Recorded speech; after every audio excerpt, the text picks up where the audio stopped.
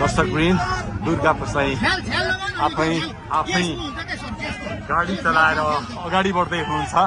निकै नै अप्रिय अवस्था देख्न सक्छौं हामी। यहाँ प्रहरीले अश्रु ग्यास चलाएको छ।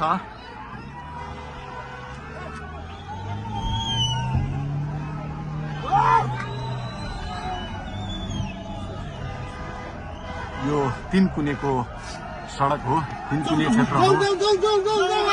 उहाँ आफै आफै गाडी चलाउँदै अगाडि बढिराख्नु भएको छ। हामी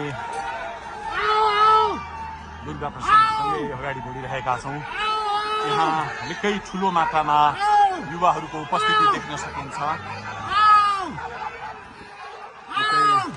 ठुलो मात्रामा युवाहरूको उपस्थिति, प्रहरीको बार तोडेर दुर्गा प्रसाई आफै अगाडि बढ्दै हुनुहुन्छ।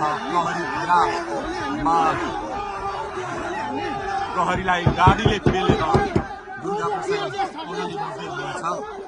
हामी अगाडि बढ्दैछौँ। यहाँ कसैले रोक्न सक्ने अवस्था छैन। प्रहरीलाई दुर्गा प्रसाई पेलेर अगाडि बढिरहेको भएको छ।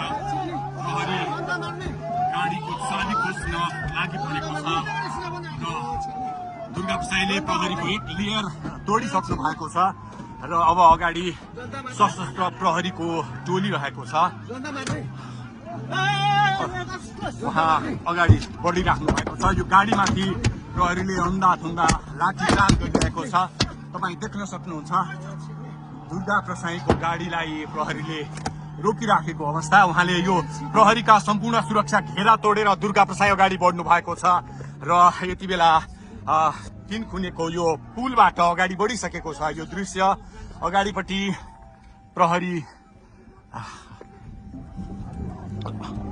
प्रहरीका यी घेरा तोडेर दुर्गा प्रसाई अगाडि बढिराख्नु भएको छ। हामी दृश्य देख्न सक्छौं।